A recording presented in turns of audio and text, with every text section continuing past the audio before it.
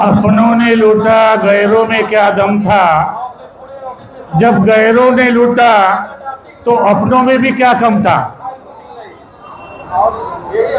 इस मंच पर क्रांतिकारी विद्वान प्रवक्ता बुद्धिजीवी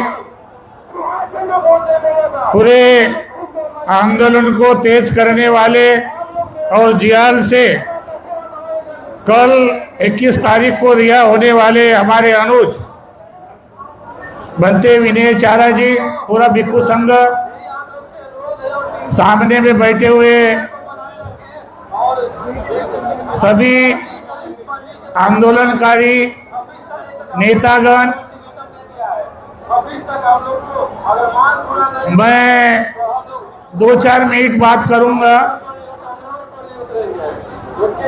क्योंकि इस आंदोलन से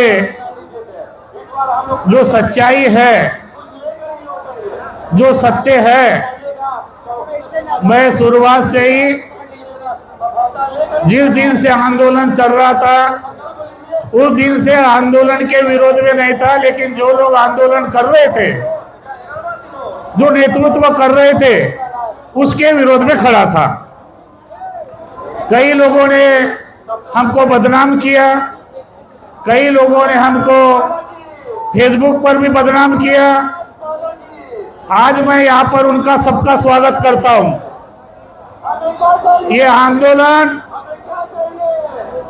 जिस दिशा में जा रहा था, ये आंदोलन एक नया मोड़ लेके आया था। बनते विनय चारा का जो आह्वान था, 12 तारीख को 12 लाख लोग आएंगे, इसीलिए बिहार की जनता, बिहार का प्रशासन, बिहार का शासन हिल गया, जल गया और बनते विनय चारा को षड्यंत्र के साथ जेल में भेजा गया। यहाँ पर विनय चारा की टीम है, वकील की टीम है। मैं दिल्ली के भी आंदोलन में गया, मैंने ससाई जी का भी आंदोलन करीब से देखा। मैं उस आंदोलन का हिस्सा हूं। अभी मैं बिहार का हूं, इसलिए बिहार की बात करता हूं। बिहार में कौन डुप्लीकेट बोध है, कौन संवैधानिक बोध है, कौन क्या है, मैं अच्छी तरह से जानता हूं। मैं बिहार के जनता को इसलिए कहता हूं, जिस दिन बिहार की जनता बनते विनय चारा के नेतृत्व में 1 लाख लोग खड़े होंगे तो सरकार, नीतीश सरकार हिलेगी, क्योंकि बिहार के लोगों का वोट जाता है। बिहार की जनता अगर एक होती है, बिहार की जनता विनय चारा के नेतृत्व में साथ देती है। अब ये बहुत सारी बातें हैं, विनय चारा के रिहाई में क्या क्या अड़चनी आई, ये मैं सब जानता हूं। जिन लोगों ने विनय चारा के बाहर निकालने के लिए आश्वासन दिए, प्रलोभन दिए, कुछ नहीं हुआ। जिस दिन चाहे फिर दीपक हो, चाहे फिर क्या नाम है इसका, अरुण हो, सिकंदर हो, एडवोकेट साहब हो, ये हर्ष मोदी गवाह है। जब हर्ष मोदी सामने आया तो प्रशासन को भी झुकना पड़ा और कानून को भी झुकना पड़ा, तब कहीं विनय चारा बाहर आया। हवा में बहुत बातें हुई, विनय चारा को ऐसा करेंगे, वैसा छोड़ेंगे, लेकिन जो दर्द होता है उसी ने महसूस किया। जिस केस में 1 दिन में बेल होना चाहिए था, पुलिस प्रशासन ने, डीएम ने ये आदेश दिया था कि इनकी डायरिया नहीं भेजा जाए, इनको बेल नहीं मिलना चाहिए। अगर ये बेल मिलती है तो विनय चारा बाहर निकलेगा तो बिहार की सत्ता पलट देगा। इसलिए हो सकता है विनय चारा को जो विधानसभा का चुनाव है उस चुनाव तक जेल में ही रखने का प्रावधान किया जाए।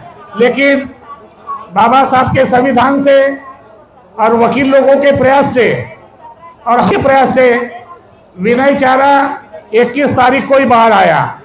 आज ये 23 तारीख को विनय चारा के रिहाई में चल रहा है। मैं विनय चारा को निवेदन करता हूँ, एक मिनट, मैं विनय चारा को निवेदन करूंगा कि आपके नेतृत्व में ये आंदोलन पूरे देश में होना चाहिए। अभी आपके नेतृत्व में 1 लाख लोग, 2 लाख लोग दिल्ली पर आना चाहिए। ये महाराष्ट्र में होना चाहिए, ये दिल्ली में होना चाहिए, ये पटना में होना चाहिए। और ये आंदोलन तरीकाबद्ध, सुचारू रूप से, विश्वास के साथ, पारदर्शी होने के साथ ये आंदोलन होना चाहिए। आज यहाँ पर मैं पटना में आया हूँ, इधर एक विहार से रैली निकल रही है, एक तरफ ये आंदोलन है। हमारे कुछ लोग स्वार्थी राजनीतिक बेनिफिट के लिए, अपने प्रसिद्धि के लिए, अपने स्वार्थ के लिए काम कर रहे हैं। ऐसे डुप्लीकेट मुद्दों का हम बहुत जल्दी नकाब उतरेंगे। हमारे संवैधानिक मुद्दों को जो लीडरशिप है, ये डुप्लीकेट बोध हम नहीं करने देंगे। हम सारे भिक्खु संघ सामने आएंगे। इसलिए मैं आज पूरे मीडिया, महाराष्ट्र का जो मीडिया आया है, सभी का मैं स्वागत करना चाहता हूँ। आपको धन्यवाद देना चाहता हूँ कि आप कड़े धूप में आए हैं और बहुत जल्द विनय चारा के नेतृत्व में, भंते जी के नेतृत्व में एक समिति बनाना चाहिए और समिति बनाकर सुचारू रूप से किस तरह से बुद्ध गया का महाबोधि विहार और याक निरस्त हो सकता है, तरीका बुद्ध परिस्थिति से हमको काम करना चाहिए। 120 साल हुए हैं अनागारिक से लेकर अभी तक अगर देखा जाए, महाबोधि महाविहार की लड़ाई चल रही है। कई ऐसे उतार चढ़ाव आए हैं, लेकिन अभी ये वक्त है, अगर अब नहीं तो कभी नहीं। इसलिए हमको अभी बहुत जुबान के साथ, हिम्मत के साथ, जोश के साथ भंते विनय चारा के नेतृत्व में, भिक्खु संघ के नेतृत्व में ये आंदोलन को तेज करना चाहिए।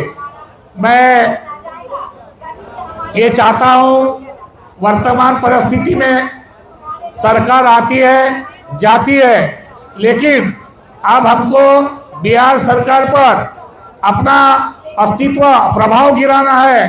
तो हमको बिहार सरकार को हिलाना है, तो हमको राजनीतिक पावर में भी आना पड़ेगा।